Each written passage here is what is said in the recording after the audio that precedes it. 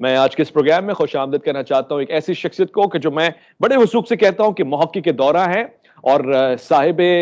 علم اور معرفت ہے، تحقیق کے اوپر مبنی گفتگو فرماتے ہیں، ببانگ دہل اپنے رائے کا اظہار فرماتے ہیں، موافقت ہو یا مخالفت ہمیشہ بڑے برجستہ مزاج کے ساتھ اپنے خیالات کا اظہار فرماتے ہیں، اور اس وقت پورے پاکستان میں نہ کہ صرف پاکستان میں بلکہ دنیا بھر میں بڑی تعداد میں سنا جاتا ہے، دیکھا جاتا ہے، سوال پوچھا جاتا ہے، اور آپ کی تحقیق اور پھر علم کے اندر غوطہ زنی کی داد دی جاتی ہے۔ میں خوش آمدید کرنا چاہتا ہوں انجینئر محمد علی مرزا کو۔ السلام علیکم ورحمۃ اللہ۔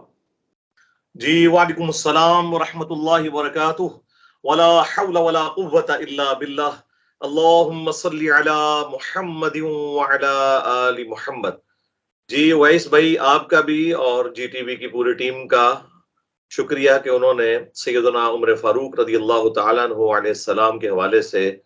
اس محفل کا انعقاد کیا، جس میں ہم قرآن و سنت کی روشنی میں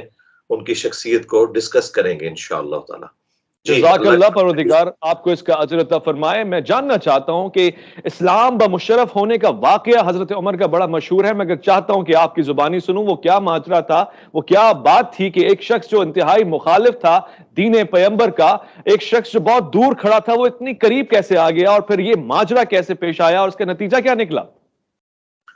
دیکھیں جی، اس میں سیدنا عمر فاروق رضی اللہ تعالیٰ عنہ کی خوش قسمتی ہے کہ اللہ تعالیٰ نے انہیں چنا اسلام کی عزت میں اور بلندی میں اضافے کے لیے۔ اسی کانٹیکسٹ میں جامعہ ترمذی کے اندر حدیث موجود ہے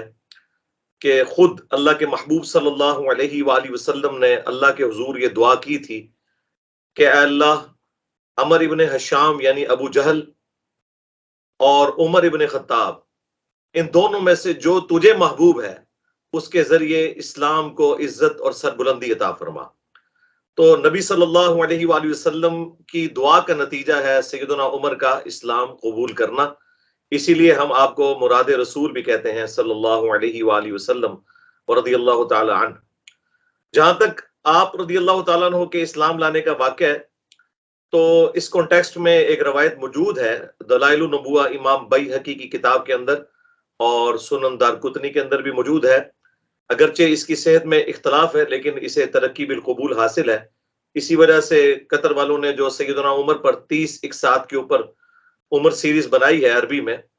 جو انگلش میں سب ٹائٹل کے ساتھ اور اردو ڈبنگ کے ساتھ بھی آ چکی ہے، اس میں بھی انہوں نے اس واقعے کو فلمایا ہے، اور کچھ حصہ اس کا مسند احمد کے اندر بھی موجود ہے کہ سیدنا عمر فاروق رضی اللہ تعالیٰ عنہ کے جو بہنوئی تھے، جو کہ عشرہ مبشرہ میں سے بھی ہیں، سعید ابن زید وہ، اور ان کی بیوی جو کہ سیدنا عمر کی بہن تھی، وہ پہلے ایمان لے آئی تھی سیدنا عمر سے، اور جب سیدنا عمر نعوذ باللہ نبی صلی اللہ علیہ وآلہ وسلم کو شہید کرنے کے ارادے سے نکلے تو راستے میں ایک شخص سے ملاقات ہوئی، اس نے کہا کہ پہلے تم اپنے گھر کی خبر لو، اور وہ غصے کے عالم میں پھر بہنوئی اور بہن کے گھر آئے۔ سیدنا عمر کی دستک کی وجہ سے اس وقت وہ قرآن پڑھ رہے تھے، انہوں نے وہ چھپا لیا اور آ کے انہوں نے مارنا پیٹنا شروع کر دیا جب انہوں نے اقرار کر لیا۔ اور پھر جب تھوڑا غصہ ان کا ٹھنڈا ہوا تو پھر ان کی بہن نے جو ہے وہ اپنے ایمانی جذبے کا مظاہرہ کرتے ہوئے کہا کہ جو کچھ تم نے کرنا ہے کر لو، ہم کبھی بھی اسلام کو نہیں چھوڑیں گے۔ پھر جب ان کو اندازہ ہوا کہ یہ تو بہت موٹیویٹڈ لوگ ہیں، پھر انہوں نے کہا کہ تم پڑھو، کیا پڑھ رہے تھے؟ تو پھر وہ سورہ طٰہٰ کی شروع کی آیات، طٰہٰ ما انزلنا علیک القرآن لتشقی الا تذکرۃ لمن یخشی، یہ پڑھی اور اللہ تعالیٰ نے ان کے دل پر اثر کیا اور انہوں نے الحمدللہ اسلام قبول کیا۔ اور صحیح بخاری میں عبداللہ ابن مسعود رضی اللہ تعالیٰ عنہ کا قول ہے کہ سیدنا عمر جب ایمان لے کر آئے تو اس کے بعد پھر اسلام کی عزت میں مسلسل اضافہ ہی ہوتا چلا گیا، یعنی وہ ایک ٹرننگ پوائنٹ تھا جس کے بعد اللہ تعالیٰ نے غلبہ در غلبہ دیا الحمدللہ۔ سبحان اللہ، سبحان اللہ۔ میں چاہتا ہوں کہ تشنگی اپنی مزید مٹاؤں اور جناب حضرت عمر فاروق رضی اللہ عنہ کی فضیلت کو اپنے دل میں مزید بٹھاؤں اور عام کروں، چونکہ آج دن بھی ہے، موقع بھی ہے، مناسبت بھی ہے۔ میں یہ بھی جاننا چاہتا ہوں، جو میں نے اپنے انٹرو میں بھی کچھ حصہ اس کا رکھا، یہ موافقات کیا ہے حضرت عمر کی رائے قرآن کی رائے سے اس حد تک ملتی جلتی کیوں ہے؟ بیشتر مواقع پہ، چاہے وہ بدر کا موقع، قیدیوں کا موقع، حجاب کا موقع، یا مقام ابراہیم کو مسلح بنانے کا موقع ہو، یا علاوہ ازیں اس کے، یہ خوبصورت پہلو آپ کی شخصیت میں نمایاں نظر آتا ہے. میں چاہتا ہوں اس پہ ذرا روشنی ڈالیں آپ. دیکھیں سیدنا عمر فاروق رضی اللہ تعالیٰ عنہ نبی تو نہیں تھے، لیکن اللہ تعالیٰ نے انہیں نبیوں والی سیرت اور اخلاقیات اور ویژن دیا تھا. انٹلیکچوئل لیول ان کا جو ہے وہ اس لیول کا تھا.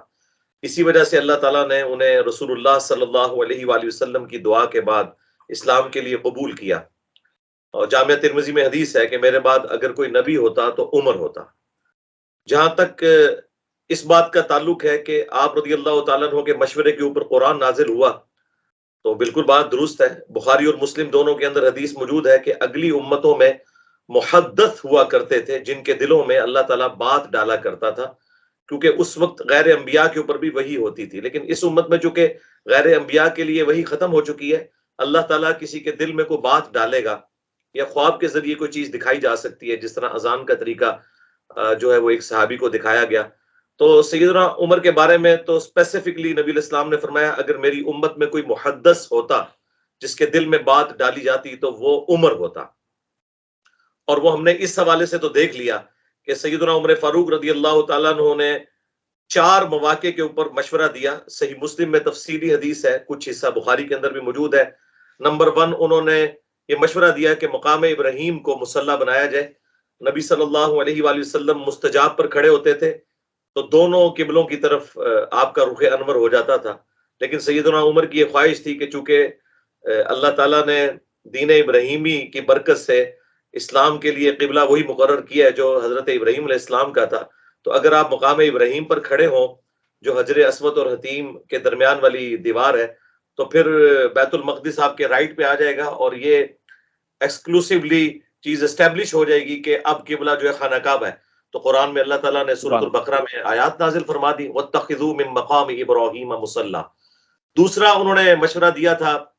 امہات المومنین کے پردے کے حوالے سے، اور وہ بڑے اس حوالے سے غیرت محسوس کرتے تھے کہ اللہ کے نبی علیہ السلام کی بیویوں کو پردہ کرنا چاہیے، اور اللہ تعالیٰ نے پردے کی آیات نازل فرمائی اور اس کے ذریعے امت تک بھی پردے کا معاملہ شفٹ ہوا. اور تیسرا موقع غزوہ بدر کے قیدیوں کے حوالے سے تھا، چونکہ سیدنا ابو بکر صدیق رضی اللہ تعالیٰ عنہ اور خود ہمارے محبوب صلی اللہ علیہ وآلہ وسلم کی طبیعت میں ایک نرمی تھی جس کی وجہ سے انہوں نے ٹالریٹ کیا. لیکن سیدنا عمر یہ کہتے تھے کہ فتنہ ختم کرنے کا ذریعہ یہ ہے کہ ان کو قیدی نہ بنایا جائے بلکہ قتل کیا جائے. تو سورۃ الانفال میں پھر اللہ تعالیٰ نے کہا کہ اگر وہ پہلے آیت نازل نہ ہوئی ہوتی سورہ محمد کی تو ہم عذاب دیتے کہ جو تم نے غزوہ بدر کے قیدیوں کو چھوڑ دیا. اور سیدنا عمر ان مواقع کے بارے میں کہا کرتے تھے کہ 3 باتوں میں میں نے اپنے رب کی موافقت کی ہے. وہ یہ نہیں کہتے تھے کہ میرے رب نے میری موافقت کی ہے، وہ کہتے ہیں میں نے اپنے رب کی موافقت کی ہے اس حوالے سے. اور جو چوتھی بات تھی وہ منافقین کا جنازہ پڑھانے کے حوالے سے تھی. سیدنا عمر کا مشورہ تھا کہ آپ کو جنازہ نہیں پڑھانا چاہیے، اور پھر سورہ توبہ میں بڑی سخت آیات نازل ہوئی کہ آپ 70 دفعہ بھی ان کے لیے دعائے استغفار کریں، ہم ان کی توبہ قبول نہیں کریں گے، اللہ اور اس کے رسول کے دشمن ہے. اور آندہ نہ تو آپ نے کسی منافق کا جنازہ پڑھنا ہے، نہ اس کی قبر کے اوپر کھڑے ہونا ہے، اور نہ اس کے لیے کوئی دعائے مغفرت کرنی ہے. میں سمجھتا ہوں کہ سیدنا عمر فاروق رضی اللہ تعالیٰ عنہ کے لیے بہت بڑا اعزاز ہے کہ اللہ تعالیٰ نے ان کی تائید کے اندر قرآن پاک کی آیات اور اسلام کے احکامات نازل فرمائے جو اللہ کے علم میں تو پہلے سے تھے، لیکن یہ ایک ذریعہ تھا. بے شک بہت خوب بہت خوب. آج یکم محرم الحرام میں ایک ایسا پروگرام ہو رہا ہے کہ جو ہم ہر سال کرتے ہیں، اور بڑے عقیدت کے ساتھ بڑی معلومات ہمیں ملتی ہیں، اور پھر ہمیشہ ایک ایسی شخصیت کا انتخاب ہوتا ہے جو معتدل ہو، جو وضاحت کے ساتھ ہمیں رائے دے، جو علم اور تحقیق کے اوپر مبنی ایسی گفتگو کر سکے جو شعبہ تدریس میں بھی کام آ سکے، یہاں تک کہ تمام عالم چاہے کسی بھی مکتب فکر سے تعلق رکھتے ہوں یا گویا مسلمان نہ بھی ہوں تب بھی ایک اسٹینڈرڈ تاریخ کو جان لیں. لہٰذا انجینئر محمد علی مرزا صاحب سے گفتگو ہو رہی ہے، اور میں انجینئر صاحب سے سوال پوچھنا چاہتا ہوں. حضور والا سیدنا محمد مصطفیٰ صلی اللہ علیہ وآلہ وسلم جانے دو عالم کس انداز سے، کس نگاہ سے حضرت عمر فاروق رضی اللہ تعالیٰ عنہ کو دیکھتے ہیں، اور کیا فضائل ہیں، کیا اوصاف ہیں جو رسالت مآب صلی اللہ علیہ وآلہ وسلم حضرت عمر فاروق کے لیے بیان فرما رہے ہیں؟ دیکھیں جی، سیدنا عمر رضی اللہ تعالیٰ عنہ کی فضیلت اس اعتبار سے تو قرآن میں بھی مینشن ہوئی ہے، اور ظاہر ہے کہ اللہ تعالیٰ کا کسی کے لیے تعریف کرنا وہ سب سے بڑھ کر ہے. اصحاب بدر کے بارے میں، اصحاب احد کے بارے میں، اصحاب شجرہ کے بارے میں، اصحاب خندق کے بارے میں جو کچھ قرآن کے اندر وارد ہوا ہے، وہ تمام کوالٹیز اور جو تعریفیں آئی ہیں، اور سابقون الاولون من المہاجرین والانصار جن سے اللہ تعالیٰ راضی ہوا رضی اللہ عنہم ورضوا عنہ، ان میں ٹاپ آف لسٹ جو پرسنالٹیز ہیں ان میں ایک سیدنا عمر فاروق رضی اللہ تعالیٰ عنہ کی ذات بھی ہے۔ نبی صلی اللہ علیہ وآلہ وسلم کی مبارک زبان سے صحیح مسلم کے اندر حدیث موجود ہے کہ آپ صلی اللہ علیہ وآلہ وسلم احد پہاڑ کے اوپر چڑھے اور آپ کے ساتھ سیدنا ابو بکر، سیدنا عمر، عثمان، علی، طلحہ اور زبیر تھے، تو احد پہاڑ بھی وجد میں آ گیا، کیونکہ بخاری مسلم میں حدیث ہے احد ایک پہاڑ ہے، یہ ہم سے محبت کرتا ہے، ہم اس سے محبت کرتے ہیں۔ تو آپ نے فرمایا اے احد تھم جا، اس وقت تیرے اوپر ایک نبی، ایک صدیق اور شہید کے سوا اور کوئی نہیں ہے۔ اس حدیث کے اندر نبی صلی اللہ علیہ وآلہ وسلم نے یہ پیش گوئی فرما دی کہ سیدنا عمر، عثمان، علی، طلحہ، زبیر، یہ سب کے سب اللہ کے حضور شہداء ہیں، یعنی اس اعتبار سے کہ اللہ تعالیٰ جن لوگوں سے راضی ہوا ہے من النبیین والصدیقین والشہداء والصالحین، یہ ان میں آتے ہیں۔ پھر اسپیسیفکلی جو عشرہ مبشرہ والی حدیث ہے سنن نبی داؤد کے اندر، جامعہ ترمذی کے اندر، مسند احمد میں، ایک مجلس میں جن 10 صحابہ کو نبی صلی اللہ علیہ وآلہ وسلم نے جنت کی بشارت دی ہے، ان میں بھی سیدنا ابو بکر، عمر، عثمان، علی، طلحہ، زبیر، عبد الرحمن بن عوف اور ابو عبیدہ ابن جرح اور سعد ابن ابی وقاص اور سعید ابن زید رضی اللہ عنہم اجمعین وعلیہم السلام اجمعین میں بھی سیدنا عمر کا نام آتا ہے۔ اور پھر بخاری مسلم میں حدیث ہے نبی علیہ السلام کو ایک خواب دکھایا گیا، اور بخاری مسلم میں یہ ہے کہ خواب جو ہے وہ نبوت کا 46واں حصہ ہے۔ نبی علیہ السلام کے خواب تو وہی الگ سے ہوتے تھے، تو آپ نے کہا کہ میں نے کچھ لوگوں کو دیکھا کہ ان کی قمیضیں میں نے ان کی دیکھی خواب میں، کسی کی گھٹنوں تک ہے، کسی کی پنڈلی تک، اور سیدنا عمر کی جو قمیض میں نے دیکھی وہ زمین کے ساتھ لٹک رہی تھی۔ تو پوچھا گیا اس کی تعبیر آپ نے کیا کی؟ تو فرمایا تعبیر علم کے ساتھ ہے کہ سیدنا عمر کا یہ علم، اور وہ ہمیں نظر بھی آیا۔ پھر بخاری مسلم دونوں میں حدیث ہے، نبی علیہ السلام نے فرمایا کہ میں نے خواب میں دیکھا کہ میں ایک کنویں سے پانی کا ڈول نکال رہا ہوں، اور پھر سیدنا ابو بکر نے وہ رسی پکڑ لی، ان کے نکالنے میں ذوف تھا، اس کے بعد سیدنا عمر نے جب پکڑی تو وہ اتنی زیادہ ڈول نکالے کہ تمام لوگوں کو سیراب کر دیا، اور اس کے اندر اشارہ تھا کہ سیدنا عمر کے دور کے اندر رومن اور پرشین امپائرز گریں گی اور مسلمانوں کے ہاتھ ان کی دولت بھی آئے گی، اور اسلام کی جو سلطنت ہے وہ بڑے پیمانے کے اوپر پھیل جائے گی۔ تو یہ اتنے زیادہ فضائل احادیث کے اندر سیدنا عمر فاروق رضی اللہ تعالیٰ عنہ کے حوالے سے آئے ہیں۔ اور آخری چیز میں سمجھتا ہوں جو سب سے زیادہ ضروری چیز، وہ ابو داؤد اور ترمذی میں حدیث ہے کہ نبی علیہ السلام نے فرمایا میرے بعد تم بہت اختلاف دیکھو گے، اس وقت میری سنت کو، علیکم بسنتی و سنت الخلفاء الراشدین المہدیین، میری سنت اور میرے خلفاء راشدین ہدایت یافتہ کی سنت کو لازم پکڑ لینا۔ اور وہ بھی ابو داؤد اور ترمذی کے اندر آیا کہ نبی علیہ السلام نے فرمایا میرے بعد خلافت 30 سال تک رہے گی۔ پھر جو حدیث کے راوی سیدنا سفینہ، آزاد کردہ غلام رسول اللہ کے صلی اللہ علیہ وآلہ وسلم، وہ کہتے ہیں گنو، ابو بکر کے 2 سال، عمر کے 10 سال، عثمان کے 12 سال اور علی کے 6 سال، جس میں 6 مہینے سیدنا حسن کے بھی شامل ہیں، یہ خلافت راشدہ ہے 30 سال۔ تو آپ اندازہ کریں کہ نبی علیہ السلام نے رول ماڈل جن پرسنالٹیز کو قرار دیا ہے نا، وہ ہے خلفائے راشدین۔ باقی اصحاب کے بارے میں جنرل بات ہے، لیکن اسپیسیفکلی جن کی سنت کی پیروی کا کہا گیا وہ یہی 4 بندے ہیں، ابو بکر، عمر، عثمان، علی رضی اللہ عنہم اجمعین وعلیہم السلام اجمعین۔ اچھا، جب خلفائے راشدین کی بات کر رہے ہیں تو انہی کی سیرت، انہی کی سنت ہے، جیسے کہ آپ نے کہا علیکم، لیکن اس کے بعد ہم کیا یہ گفتگو تمام کہیں کہ یہ 4 یا سنت خلفائے راشدین تو 5 لوگوں پہ مبنی ہونی چاہیے؟ مثلا امام حسن بھی اس میں شامل ہے، اور اس کے علاوہ خلافت راشدہ کا عرصہ پورا نہیں ہوتا۔ دیکھیں جی، امام حسن کا بالکل 6 مہینے شامل ہے،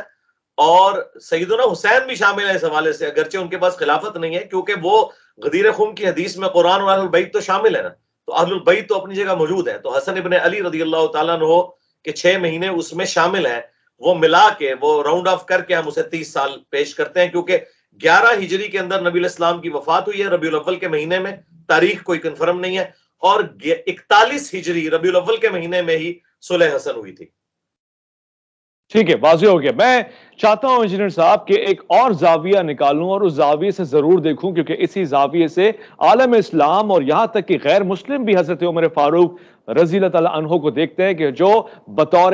خلیفہ امیر المومنین ہے اور ایک ایسا خلافت کا نظام کہ جو آپ کے جانے کے بعد بھی معتبر اور معیاری سمجھا جاتا ہے، آپ کی خلافت کے اصول اور ضوابط اور قواعد لوگوں کو تدریس میں پڑھائے اور سکھائے جاتے ہیں۔ میں چاہتا ہوں کہ آپ کے خلافت کے اس انداز کو بھی دیکھوں بحیثیت ایک خلیفہ، ایک ایسا عالمگیر اور بے نظیر فاتح کہ جس نے اسلامی حکومت کی اس سرحدوں کو بڑھا دیا، نہ صرف بڑھا دیا بلکہ وہاں تک پہنچا دیا جہاں تک ابھی لوگوں کے گمان بھی نہ گئے تھے، یعنی یروشلم اور فلسطین اور اس مقام پہ جا کے آپ نے دیکھا، اور پھر اس کے علاوہ دیگر مقامات پہ ایک فاتح کی حیثیت سے، ایک خلیفہ کی حیثیت سے، ایک اچھے ایڈمنسٹریٹر کی حیثیت سے تاریخ حضرت عمر فاروق کو یاد کرتی ہے۔ انجینئر صاحب میں چاہتا ہوں کہ اس پہ روشنی ڈال دیں۔ دیکھیں جی، اس حوالے سے وہ ڈیسائسو حدیث ہے جو بخاری اور مسلم دونوں کے اندر موجود ہے کہ اللہ کے محبوب صلی اللہ علیہ وآلہ وسلم نے فرمایا میری امت اور فتنوں کے درمیان ایک دروازہ ہے، جب وہ دروازہ توڑ دیا جائے گا تو میری امت کے اوپر فتنے شروع ہو جائیں گے، اور وہ دروازہ عمر ہے۔ سیدنا عمر تک مینجمنٹ اتنی زبردست تھی کہ آپ رضی اللہ تعالیٰ عنہ نے اتنی بڑی سلطنت کے اوپر عدل و انصاف کا جو معاملہ کیا وہ آج تک پوری دنیا میں مثال کے طور پر پیش کیا جاتا ہے، اور اللہ تعالیٰ نے اتنی بڑی سلطنت اور اتنی بڑی حکومت عطا فرمائی کہ وہ عاجزی کے طور پر پھر عرض کیا کرتے تھے کہ اے اللہ، اس وقت تیرے نبی کی پیروی کی برکت سے میری یہ حالت ہے کہ میرا چچا تو مجھے کہا کرتا تھا کہ تو بھیڑ بکریاں نہیں چرا سکتا، اور آج اللہ تعالیٰ نے مجھے یہ مقام دیا ہے کہ اے اللہ اوپر تو ہے اور نیچے اس پلانٹ ارتھ کے اوپر مجھے تو نے بادشاہ دی ہے۔ دیکھیں رومن امپائر بھی آپ کے قدموں میں ڈھیر ہو گئی یرموک کے اندر، اور پرشین امپائر تو مکمل مسلمانوں کے پاس آ گئی جنگ قادسیہ کے اندر، لیکن سیدنا عمر کے بعد وہ معاملات آہستہ آہستہ کمزوری کی طرف چلے گئے۔ اور بخاری مسلم دونوں میں ایک اور حدیث ہے کہ نبی علیہ السلام کے زمانے میں ایک صحابی نے خواب دیکھا، اور اس نے کہا کہ میں نے دیکھا کہ ایک سائبان نے سایہ کیا ہوا ہے اور گھی اور شہد ٹپک رہا ہے آسمان سے، اور ایک رسی لٹکی ہوئی ہے، اتنے میں نبی علیہ السلام اس رسی سے اوپر چڑھ گئے، اور ساتھ اس نے ذکر کیا کہ لوگ اپنے برتن لا کر اپنے برتنوں کے مطابق اس گھی اور شہد میں سے اکتساب کر رہے ہیں اور اپنے پاس جمع کر رہے ہیں۔ پھر ایک اور شخص اوپر چڑھ گیا،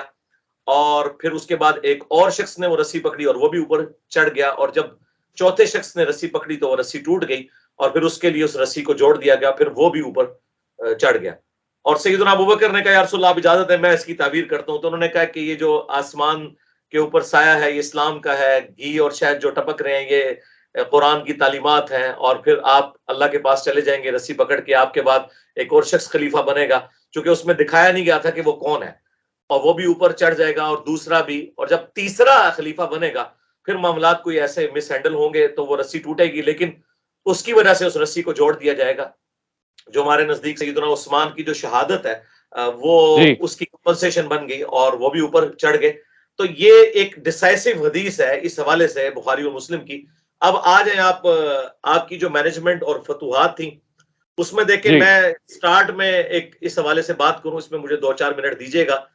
کہ نہج البلاغہ جو اہل تشیع کے ہاں معتبر کتاب مانی جاتی ہے، سیدنا علی کے خطبات، ان میں باقاعدہ رومن امپائر اور پرشین امپائر کے حوالے سے جب سیدنا عمر نے مشورہ مانگا کہ میں جنگ قادسیہ اور یرموک میں خود جاؤں، تو سیدنا علی نے کہا کہ آپ نہ جائیے، کیونکہ اگر آپ شہید ہو گئے تو پیچھے مسلمانوں کا شرازہ بکھر جائے گا، اور اگر خدا نخواستہ ہماری فوجوں کو ناکامی ہوئی تو آپ پیچھے موجود ہوں گے۔ آپ اس وقت ایک کھونٹی کی مانند ہے جس کے گرد سارے عرب قبائل جمع ہیں، آپ کی شہادت ہمارے لیے ناقابل تلافی نقصان ہوگا، آپ مدینے میں رہ کر مزید کمک روانہ کیجیے گا، اگر فوجوں کو ناکامی ہوئی تو ہم مزید فوج بھیج دیں گے، لیکن آپ نے نہیں جانا۔ اور سیدنا عمر نے اس مشورے کو مانا، اور یہ سیدنا علی نے پھر اس میں یہ بھی بولا کہ اللہ تعالیٰ کا وعدہ ہے کہ وہ خلافت دے گا، اور سورہ نور کی آیت نمبر 55 کہ اللہ تعالیٰ اپنے نیک بندوں کو خلافت دے گا، اس کو سیدنا عمر کی سپورٹ میں پیش کیا۔ اور سیدنا عمر کا یہ ڈیسیژن کہ انہوں نے خالد ابن ولید کو این اس پیک پہ جب وہ آرمی چیف تھے صرف اس لیے ہٹایا کہ لوگوں کے دماغ میں یہ نہ آئے کہ یہ فتوحات خالد ابن ولید کی وجہ سے ہو رہی ہیں، بلکہ لوگوں کو یقین ہو یہ رب خالد کی وجہ سے ہو رہی ہیں۔ اور پھر ان کی جگہ ابو عبیدہ ابن جرح کو گورنر لگایا اور کہا کہ ابو عبیدہ ابن جرح ہیومن مینجمنٹ کو جانتا ہے، ہمیں اس وقت وہ بندہ چاہیے جو ہیومن مینجمنٹ کو جانے، کیونکہ اب رومن امپائر کے یہ حصے ہمارے پاس آ گئے ہیں۔ تو سیدنا عمر کا ایک پولیٹیکل ڈیسیژن، اور پھر وہ کسی فوجی کو بھی سول ایجنسی پولیس میں داخل نہیں کرتے تھے، یہ پولیس کا محکمہ سیدنا عمر نے بنایا کہ وہ فوجی جو بارڈر پہ لڑتے ہیں ان کی مینجمنٹ اور طرح کی ہوتی ہے، وہ تلوار کے زور پہ بات کرتے ہیں، ہمیں یہاں پولیس کا محکمہ چاہیے جو کہ تلوار کے زور پہ بات نہ کرے بلکہ ہیومن مینجمنٹ اس کے اندر موجود ہو۔ پھر آپ نے یہ ڈاک کا نظام شروع کیا، کوفے کو فوجی چھاونی بنایا اور پہلی دفعہ ہوا کہ فوج کو یعنی بھرتی کیا گیا بجائے کہ سب کے سب لوگ جا کے لڑے. نہیں, اب سٹیبلٹی آ چکی تھی, فوج میں لوگ بھرتی کیے گئے کہ بس فوج کا کام ہے کہ وہ جا کے لڑے. اس قسم کے کئی ایک ڈسیزن ہیں جو آج تک الحمدللہ پوری دنیا کے لوگ اس سے رہنمائی حاصل کرتے ہیں. بہترین. یقیناً یہ جو شرطہ اور اس کے بعد عسکری نظام ہے, یہ آپ کی کریڈیبلٹیز میں ایک اور اسٹار کا اضافہ ہے. اور میں چاہتا ہوں کہ چونکہ میرے پاس پروگرام کے اختتامی لمحات ہیں, مگر میں اس سے محظور ہونا چاہتا ہوں. میں چاہتا ہوں کہ یہ تشنگی مٹا دوں, آپ کی علمیت سے استفادہ کروں. بہت سے لوگ تردد میں رہتے ہیں اور اشکال میں رہتے ہیں کہ حضرت عمر فاروق جیسی عظیم شخصیت کی شہادت اصل میں کس تاریخ میں ہوئی ہے. ذی الحجہ کی تاریخ میں ہوئی ہے یا یکم محرم الحرام صحیح تاریخ ہے؟ اس کشمکش کو بھی مٹا دیں یا نیز آپ کی شہادت کے واقعے کو بیان فرما دیں. دیکھیں, سیدنا عمر فاروق رضی اللہ تعالیٰ عنہ کی شہادت 26 ذی الحجہ کو ہوئی ہے. یہ یکم محرم والی بات تو صرف واقعہ کربلا کو ڈائلیوٹ کرنے کے لیے پبلک میں مشہور کی گئی. آپ جا کے اگر گوگل پہ بھی لکھیں, جو آخری دفعہ میں نے ویکیپیڈیا پہ دیکھا وہاں پہ بھی 26 ذی الحجہ ہی آ رہا تھا. اور جو اہل سنت کی مین سٹریم کی 3 بڑی کتابیں جو صحابہ کرام کے حالات و واقعات پہ لکھی گئیں, اسد الغابہ امام ابن اثیر کی اور اس کی شرح الاصابہ ابن حجر اسقلانی کی, یا اس سے بھی پہلے الاستیاب امام ابن عبد البر کی, سب نے 26 ذی الحجہ لکھا. اور ساتھ یہ لکھا کہ محرم کا چاند نکلنے سے پہلے سیدنا عثمان کی بیعت بھی ہو چکی ہوئی تھی. لہٰذا یہ بات یکم محرم والی تو بالکل غلط ہے. 26 ذی الحجہ 23 ہجری میں آپ کی شہادت ہوئی اور یہ اسلام کے لیے ایک بہت بڑا نقصان تھا. میں یہ سمجھتا ہوں کہ پہلا فتنہ جو اسلام کی پیٹھ میں چھرا گھونپا گیا وہ سیدنا عمر کی شہادت تھی, اور آخری جو آپ سمجھ لیں چھرا گھونپا گیا وہ واقعہ کربلا تھا, جس کے بعد امت 2 ٹکڑے ہو گئی. سیدنا عمر فاروق رضی اللہ تعالیٰ عنہ کی شہادت کا واقعہ تفصیل کے ساتھ صحیح بخاری میں 3700 نمبر حدیث میں کئی صفحات کے اوپر پھیلا ہوا ہے. میں مختصراً بیان کر دیتا ہوں کہ ایک مجوسی غلام تھا ابو لؤلؤ فیروز, جس کا تعلق پرشین امپائر سے تھا. اسے غم تو خیر اپنی اس امپائر گرنے کا تھا اور کچھ ذاتی معاملات بھی تھے. سیدنا عمر نے اسے سمجھایا تھا, یہ غلام تھا مغیرہ ابن شعبہ کا, تو وہ کوئی شکایت کی تھی اور اس کے بعد خیر اس نے اپنے دل میں ایک رکھ لی. سیدنا عمر کے مشورے کو ماننے کی بجائے ان کا بغض اپنے دل میں رکھ لیا, اور فجر کی نماز جب سیدنا عمر پڑھا رہے تھے سورۃ الفاتحہ شروع کی تو اس نے چھپ کر جو ممبر کے پیچھے بیٹھا تھا وار کیا اور آپ کو کاری زخم لگائے زہر آلود خنجر کے ذریعے. عبد الرحمن بن عوف نے آگے بڑھ کر مختصر نماز پڑھائی اور کچھ اصحاب اس کے پیچھے ہو لیے, اور اس نے راستے میں بھی 7 لوگوں کو زخمی کیا جو شہید ہو گئے. اور بالآخر اس نے جب دیکھا کہ وہ پکڑا گیا, کیونکہ بعض اصحاب نے اس کے اوپر چادر ڈال دی تھی, تو اس نے خودکشی کر لی. اور سیدنا عمر کو جب بتایا گیا تو انہوں نے کہا کہ اللہ کا شکر ہے کہ میرے قتل کی وجہ سے کوئی مسلمان جہنم میں نہیں جائے گا, ایک مجوسی نے مجھے قتل کیا. آپ کا معدہ کٹ گیا, کچھ دن تک آپ زندہ رہے, لیکن جو کچھ آپ کھاتے تھے معدے کے رستے نکل جاتا تھا. اور جب آپ کو یقین ہو گیا کہ اب آپ نہیں بچیں گے تو آپ نے کہا کہ میں اگر اس زخم میں مر جاؤں تو 6 لوگوں میں سے کسی کو اپنا خلیفہ چن لینا, علی, عثمان, طلحہ, زبیر, عبد الرحمن بن عوف اور سعد ابن ابی وقاص. اور کہا کہ میرے بیٹے عبداللہ ابن عمر کو مشورے میں رکھنا, یہ دل جوئی کے لیے فرمایا, لیکن اسے خلیفہ نہ چننا. اور سعید ابن زید وہ بھی اشرا مبشرہ میں سے تھے, لیکن آپ کے بہنوئی تھے, ان کو آپ نے اس میں شامل نہیں کیا, اور کہا کہ یہ وہ 6 لوگ ہیں جن سے رسول اللہ اپنی وفات تک راضی رہے, ان میں سے کسی کو خلیفہ چن لینا. اور پھر بڑی لمبی نصیحتیں کی. آپ نے ذمی جو کافر تھے جو آپ کی حکومت میں رہ رہے ان کے لیے وصیتیں کی, اور بادیہ نشین جو عرب کے قبائلی لوگ تھے ان کے لیے وصیتیں کی آنے والے خلیفہ کے لیے کہ ان کے ساتھ تم نے حسن سلوک سے پیش آنا ہے, اور یہ سارے معاملات کیے. اور میں اس کا اختتام کرتا ہوں اس حدیث کے اوپر جو بڑی رکت انگیز ہے, بخاری اور مسلم دونوں میں موجود ہے. عبداللہ ابن عباس رضی اللہ تعالیٰ عنہ کہتے ہیں سیدنا عمر کی میت رکھی ہوئی تھی اور ایک شخص آیا میرے پیچھے اور اس نے میرے کندھے پہ آ کر کونی رکھی, اور سیدنا عمر کے لیے اس نے تعریفی جملے بولنے شروع کیے, جسے میں نوحہ کہتا ہوں. یہ اصل والا نوحہ ہے جس میں چیخ و پکار اور ماتم والا معاملہ نہ ہو. اس نے کہا کہ اے عمر, تو وہ شخصیت تھی کہ میری خواہش تھی کہ میں اللہ کے حضور تیرے اعمال کے ساتھ پیش ہوں. اے عمر, میں نے اکثر رسول اللہ سے سنا تھا, میں ابو بکر اور عمر فلاں جگہ گئے, میں ابو بکر اور عمر داخل ہوئے, میں ابو بکر اور عمر نکلے, میں نے ابو بکر اور عمر نے یہ کام کیا. مجھے امید تھی تم اپنے 2 ساتھیوں یعنی ابو بکر اور رسول اللہ صلی اللہ علیہ وآلہ وسلم کے ساتھ جا ملو گے. تو وہ ابن عباس کہتے ہیں جب میں نے یوں مڑ کے دیکھا تو وہ سیدنا علی ابن ابی طالب تھے جو اتنے تعریفی کلمات سیدنا عمر کی میت کے اوپر پڑھ رہے تھے. اور آپ دیکھیں کہ سیدنا عمر فاروق رضی اللہ تعالیٰ عنہ کی زندگی کا جو ایک اور بڑا پہلو وہ آپ کا زہد تھا. بخاری مسلم میں الفاظ ہیں، جب لوگوں نے آ کے ان کی تعریف کرنی شروع کی، جب لوگوں کو یقین ہو گیا کہ اب آپ نہیں بچیں گے، تو عیادت جی کے لیے آتے تھے، تو وہ کہتے تھے کہ میری تو خواہش ہے کہ میری نیکیاں اور میرے گناہ برابر ہو جائیں اور مجھے اللہ برابر چھوڑ دے، تو یہ بھی میرے لیے بہت بڑی کامیابی ہے۔ یہ بخاری مسلم کے الفاظ ہیں۔ اور پھر لوگوں نے کہا آپ اپنا خلیفہ کسی کو نامزد کریں، تو بخاری مسلم کے الفاظ ہیں، انہوں نے کہا کہ اگر میں خلیفہ نامزد کرتا ہوں تو میں ابو بکر کے طریقے پر چلتا ہوں، اور اگر میں نہیں کرتا تو میں رسول اللہ کے طریقے پہ چلتا ہوں۔ تو عبداللہ بن عمر کو جب یہ بات بتائی گئی تو انہوں نے کہا کہ مجھے یقین ہے کہ میرا باپ اب رسول اللہ کے طریقے پہ چلیں گے اور وہ یہ بات اپنے اوپر نہیں اٹھائیں گے، اور باقی انہوں نے 6 رکنی کمیٹی بنائی اور اس میں سے سیدنا عثمان کو چنا گیا، اور بعد میں سیدنا عثمان سبحان کے بعد اللہ۔ الٹیمیٹلی سیدنا علی جو ہے وہ خلیفہ راشد بنے۔ تو آپ یہ دیکھیں یہ جو ان کا ایٹیچیوڈ تھا زہد والا، یہ بہت ڈومیننٹ جی ہے۔ اور میں آخر میں ان جی بھائیوں کے لیے جو سیدنا عمر کے اوپر جھوٹا جی الزام لگاتے ہیں کہ فاطمہ کے وہ قاتل ہیں نعوذ باللہ، وہ ایک جھوٹی روایت ابان بن ابی عیاش نے جو گھڑی، تو ان کے لیے عرض ہے کہ خود آپ لوگوں کی کتابوں میں بھی لکھا ہے کہ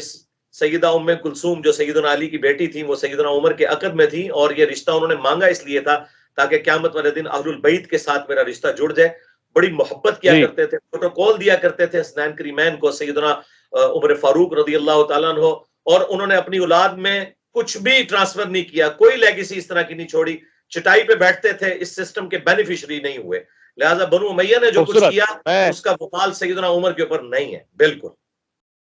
میں شکریہ کہنا چاہتا ہوں انجینئر محمد علی مرزا کو کہ جو آپ نے خزائن اور حقائق ہمارے سامنے پیش کیے، روشناس کروایا ہمیں تاریخ کی ان خوبصورت، اور میں سمجھتا ہوں کہ ایسے دقائق جو اب تک بہت مختلف انداز سے پیش کیے گئے مگر اس حد تک اعتدال کے ساتھ نہیں۔ میں شکریہ کہنا چاہتا ہوں خواتین و حضرات آپ کو کہ آپ نے آج یکم محرم الحرام میں اس پروگرام کو ملاحظہ فرمایا۔ یہ گفتگو جہاں جہاں تک پہنچے، بڑے وثوق سے ساتھ میں کہہ سکتا ہوں کہ اس گفتگو میں محبت بھی ہے، پیار بھی ہے، اطاعت بھی ہے، فرمانبرداری بھی ہے، اور ساتھ ساتھ تقاضا بھی ہے کہ اگر آپ نے حضرت عمر سے کردار نہیں سیکھا، عدالت نہیں سیکھی، یہ نہیں سیکھا کہ اطاعت پیغمبر خدا صلی اللہ علیہ وآلہ وسلم کیسے ہوتی ہے، تو پھر مجھے میرے پروگرام کا نتیجہ نہیں ملے گا۔ میرا ساتھ دیجیے گا، تعاونوا علی البر والتقوی، اور اسی کوشش اور خواہش کے ساتھ کہ اپنا خیال رکھیں گے آپ، اور پورا یہ محرم کا سلسلہ انتہائی محبت، اتفاق، اتحاد، درس، پیغام، اور سب سے بڑھ کے یہ کہ انسانیت کے پیغام کو عام کرتے ہوئے گزرے۔ حفظ و امان میں رہیں، اپنا خیال رکھیں،